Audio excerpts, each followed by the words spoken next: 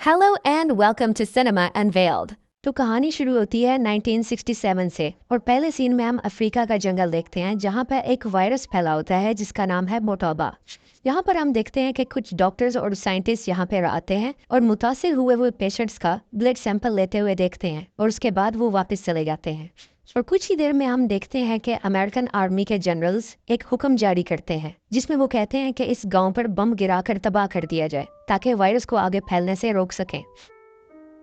अब मूवी हमें 28 साल के बाद आगे ले जाती और यहाँ पर हम अपने one of the main character Dustin Hoffman को देखते हैं जो इस मूवी में कर्नल सैम का किरदार अदा कर रहे हैं। सैम अपनी वाइफ के साथ रहता है जिसका नाम डॉक्टर रॉबी है। कुछ ही देर में सैम को जनरल की तरफ से एक कॉल आती है जिसमें वो लेवल 4 की डिटेल्स बताते हैं। अब बेसिकली लेवल 4 है क्या? लेवल 4 बेसिकली एक ऐसी डिजीज है जिसमें लाइफ के लिए हाई रिस्क होता है। अब इसकी मजीद डिटेल जानने के लिए सैम कर्नल से मिलने के लिए जाते हैं।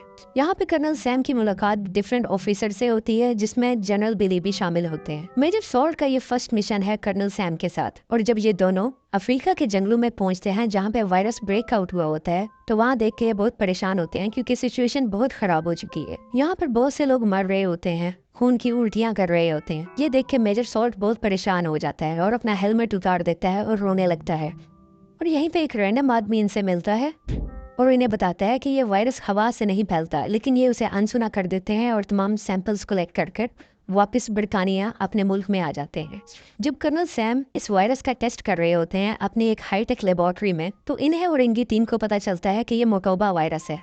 ये वही वायरस है जो आज से 28 साल पहले भी आया था। और ये भी पता चलता है कि ये वायरस बहुत तेजी से फैलता है, यानी कि 1 घंटे में डबल हो जाया करता है, दुगना हो जाता है। और अगर एहतियाती तदाबीर ना की जाए तो 24 घंटे के अंदर इंसान की मौत भी वाक़िया हो सकती है। और इस वायरस की एक अजीब बात ये भी होती है कि ना ये टच करने से यानी कि ना छूने से फैलता है और ना ही हवा से फैला करता है। मजीद इन्वेस्टिगेशन के बाद पता चलता है कि ये वायरस बंदरों से आया है और ये कोई ऐसा वायरस है जो मैन मेड है और इन बंदरों में किसी ने ये वायरस डाला गया है। पर दूसरी तरफ हम देखते हैं कि साइंटिस्ट अभी भी अफ्रीका से बंदर लेके अपने दूसरे मुल्कों की तरफ जा रहे हैं ताकि उन पर मेडिकली एक्सपेरिमेंट्स किए जा सकें। सैम अपने सीनियर्स को ये सारी बात बताता है। अगले सीन में हम देखते हैं कि सैम अपने सीनियर्स को कहता है कि ये बीमारी बंदरों से आई है और जानवरों की तमाम इंपोर्ट एक्सपोर्ट अफ्रीका से फौरी तौर पर बंद की जाए क्योंकि ये हाई रिस्क का मामला है। लेकिन सैम के सीनियर उसकी बात को इग्नोर कर देते हैं और बहुत ज्यादा सीरियस नहीं लेते। अब हम देखते हैं कि एक शख्स अफ्रीका के जंगलों से स्मगलिंग करके एक बंदर को कैलिफोर्निया लेके आता है और रास्ते में जब बंदर पानी पी रहा होता है तो वो पानी पीते हुए उस शख्स पर पानी की कुली कर देता है, यानी कि वो अपने मुंह से पानी उस शख्स पर फेंक देता है। ये जो बंदा इस बंदर की स्मगलिंग कर रहा होता है इसका नाम होता है जेम्स स्कॉट। जेम्स इस बंदर को बेचने के लिए एक एनिमल शॉप पे जाता है। जब वो बंदा इस बंदर को जांच रहा होता है तो बंदर अपने हाथ से खुरेद देता है जिसकी वजह से वो जख्मी हो जाता है और उसका थोड़ा सा खून भी आ जाता है। जब दुकानदार गौर करता है कि ये बंदर नहीं बल्कि बंदरिया है, यानी कि फीमेल मंकी है, तो वो स्कॉट को वापस कर देता है और कहता है कि मुझे मेल बंदर की जरूरत है ना कि फीमेल की। इसी बंदर के हाथ में एक बनाना भी होता है जो दूसरा बंदर उसे छीन लेता है और वो भी खा लेता है। और यहाँ पे हमें ये चीज क्लियर हो रही होती है कि इस बंदर से वायरस स्कॉट में फैला और इसी बंदर की वजह से उस दुकानदार में और दूसरे बंदर ने जिसने इसका जूठा केला खाया। अब जब इसका बंदर नहीं बिका होता तो स्कॉट उसे करीबी जंगल में छोड़ देता है ये सोचकर कि यह आजाद हो जाए और मुझे वापस जाना है। अब स्कॉट यहाँ से बॉस्टन जाने की तैयारी करता है, उसको अपनी फ्लाइट पकड़नी होती है। जब स्कॉट प्लेन में बैठा होता है तो इसकी तबीयत काफी खराब होती है और जब ये बॉस्टन पहुंच जाता है तो ये अपनी फ्रेंड से गले मिलता है और उसी वक्त स्कॉट बेहोश होकर एयरपोर्ट पर ही गिर जाता है। दूसरी तरफ हम देखते हैं वो दुकानदार जो बंदर खरीदना चाह रहा था वो भी खून की उल्टी करता है और बीमार होकर हॉस्पिटल पहुंच जाता है। यहाँ पर एक लैब असिस्टेंट उस दुकानदार के खून का टेस्ट कर रहा होता है और इसी टेस्ट के दरमियान गलती से वो खून उसके चेहरे पर गिर जाता है और वो खुद को हॉस्पिटलाइज करवा लेता है क्योंकि वो सेंस रखता है और वो इस उम्मीद में रखता है कि वो जल्दी ठीक हो जाएगा। अगले सीन में हम रॉबी को देखते हैं जो कि कर्नल सैम की वाइफ है। ये पेशे से डॉक्टर होती है। जब रॉबी को स्कॉट के बारे में पता चलता है तो वो फौरन उससे मिलने के लिए जाती हैं, लेकिन जब तक वो पहुंचती हैं तो स्कॉट की डेथ हो चुकी होती है। पर रॉबी जब स्कॉट का पोस्टमार्टम करती है तो उसके जिस्म के तमाम अंदरूनी हिस्से ऑलमोस्ट पानी से भर जाते हैं। उसने ऐसा केस पहले कभी नहीं देखा होता और वो ये बात अपने हस्बैंड सैम से भी शेयर करती है। रॉबी ये भी बताती है अगर ऐसा ही केस 24 घंटे में दोबारा आया तो हम हाई अलर्ट इशू कर देंगे। अब हम ये देखते हैं कि वही लेबोरेटरी वाला असिस्टेंट अपनी फ्रेंड के साथ सिनेमा में मूवी देखने के लिए जाता है। वहाँ पर इसकी तबीयत थोड़ी सी खराब होती है और वो जोर जोर से खांसने लगता है, जिसकी वजह से वायरस दूसरे लोगों तक पहुँचने लगता है। लेकिन इसे इस चीज का रियलाइजेशन बिल्कुल भी नहीं होती। वो इसे एक नॉर्मल कफ समझ रहा होता है अब तक।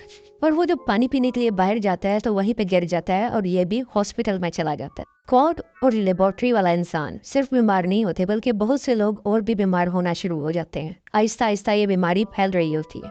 और जिस हॉस्पिटल में सबसे ज्यादा ऐसे केसेस मौजूद होते हैं, वहाँ पर डॉक्टर रॉबी अपनी टीम को लेके जाती है।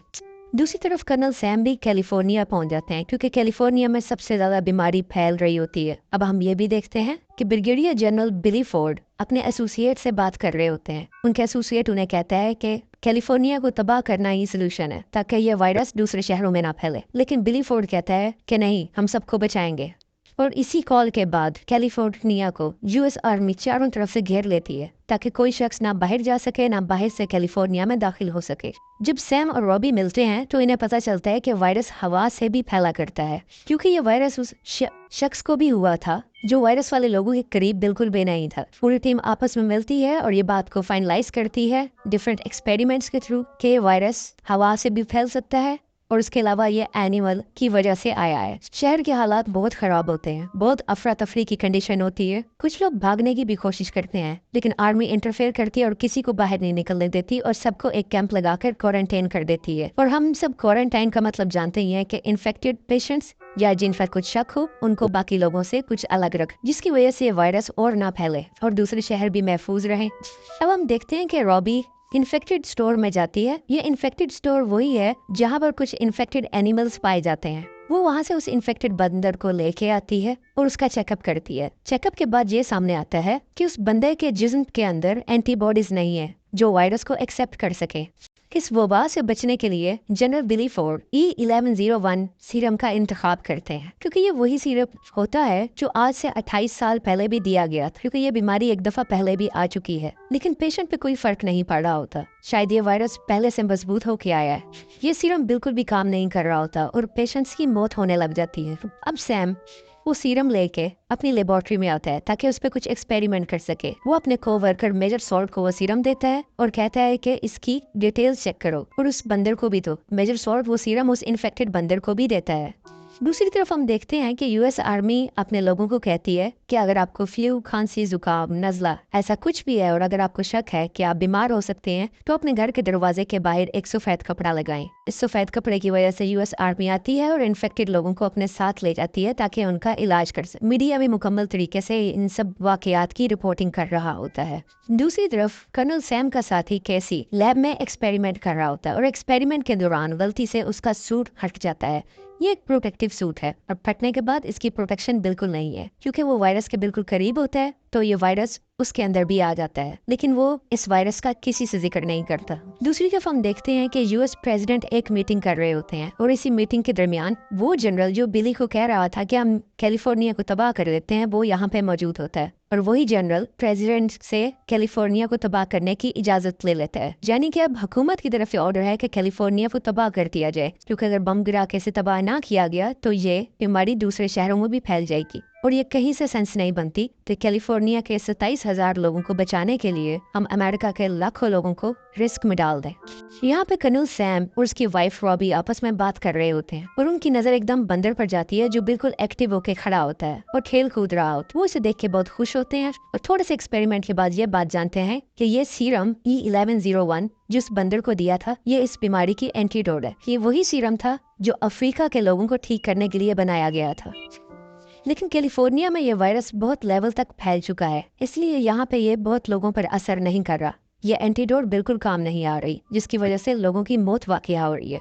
और यही लैब में कैसी, जिसका सूट फटा होता है, उसको दिल का दौरा पड़ता है। कैसी के तमाम साथी इसको लेकर नियरेस्ट हॉस्पिटल में चले जाते हैं और उसको वहाँ पे एडमिट कर देते हैं।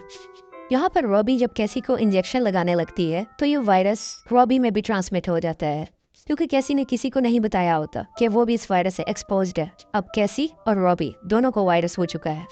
अगले सीन में सैम बिली फोर्ड से मिलने के लिए जाता है। बिली सैम को बताता है कि यूएस ने कि यूएस प्रेसिडेंट ने आज रात 8 बजे पूरे कैलिफोर्निया शहर को बम से उड़ाने का फैसला कर लिया है। और ये भी बताता है कि यूएसए एक बायोलॉजिकल वेपन बना रहा था जो कि गलती से अफ्रीका के लोगों में फैल गया था। ये ऐसे एक अपनी पुरानी बात बता रहा होता है। दूसरी तरफ कैसी की भी डेथ हो जाती है। सैम को एक आइडिया आता है कि किसी अफ्रीका के बंदर को हासिल किया जाए और उसकी एंटीबॉडीज को इस सीरम के साथ मिलाकर एक एंटीडोट बनाई जाए जो कि इफेक्टिव होगी सबके लिए। और वो सी रिसर्च के बाद उसे पता चलता है कि एक बंदर अफ्रीका से स्मगल होके आया था और वो नियरेस्ट जंगल में है। वो उस जंगल में जाता है और काफी मुश्किलों के बाद उस बंदर को ढूंढ लेते। अब क्योंकि बंदर इनके पास आ गया है, सैम और उसकी टीम इस बंदर पर डिफरेंट एक्सपेरिमेंट्स कर रही होती है और उनका एक्सपेरिमेंट कामयाब होता है और एक एंटीडोट ये लोग बना देते। मैं एक बार दोबारा बताता चलूं, एंटीडोट बन गई, पहले से सीरम मौजूद था। सीरम अकेला काम नहीं करता था और एंटीडोट इनके पास अवेलेबल नहीं थी। अब एंटीडोट भी है और सीरम भी है, ये इन दोनों को मिक्स करते हैं और इस वायरस से बचने का रास्ता सामने आ जाता है। यानी अब ये मुकम्मल 100% इस वायरस से बचने की मेडिसिन है। अब ये मेडिसिन सैम अपनी वाइफ रॉबी को देता है क्योंकि रॉबी भी बीमार होती है और वो आहिस्ता आहिस्ता उसे मॉनिटर करते हैं कि रॉबी की तबीयत में बेहतरी आ रही है, जिसका मतलब ये है कि वो सक्सेसफुल रहे और इन्होंने इस वायरस से बचने के लिए मेडिसिन बना ली हुई है। हम देखते हैं कि 8 बजने के करीब होते हैं क्योंकि 8 बजे एक प्लेन ने आकर कैलिफोर्निया पर बम से हमला करना था। और अब ये दोनों यानी कि सैम और उसका साथी सोल्ट एक हेलीकॉप्टर में बैठते हैं कि जल्द से जल्द हम उस प्लेन को किसी तरह से रोक सकें। सैम का उस पायलट से रब्ता होता है जिसे वो मना करता है कि बम मत गिराओ, लेकिन वो उसकी नहीं सुनता। तो जनरल बिली फोर्ड इंटरफेयर करता है और उस पायलट को शहर पे बम गिराने से रोक लेता है। दूसरी तरफ हम देखते हैं कि बिली फोर्ड उस जनरल को भी पकड़वा देता है जिसने प्रेसिडेंट को गलत इन्फॉर्मेशन दी थी कि इस बीमारी के कोई सीरम नहीं है या कोई एंटीडोट नहीं है, जबकि रिसर्च वर्क हमारी बहुत कंप्लीट काम कर रही थी और उसका सीरम बन चुका है। और रूल के मुताबिक अगर ऐसा कुछ सिलसिला हो तो कभी भी शहर पर बम नहीं गिराया जा सकता, जो कि जनरल डोलैंड ने अपने प्रेसिडेंट से छुपाया था। फॉल्स स्टेटमेंट की वजह से जनरल डोलैंड को गिरफ्तार कर लिया जाता है। इस वायरस से बचने की मेडिसिन को कमर्शियली बनाया जाता है और लोगों में डिस्ट्रीब्यूट किया जाता है। और जितने भी इन्फेक्टेड लोग हैं वो सब आहिस्ता आहिस्ता ठीक होने लग जाते हैं और सब लोगों में जिंदगी की उम्मीद दोबारा से आ जाती है। और यहीं पे ये मूवी खत्म हो जाती है। आपको ये मूवी कैसी लगी प्लीज लाइक, शेयर और सब्सक्राइब करें और आप हमारी मज़ीद वीडियोस भी देख सकते हैं। Thanks for watching.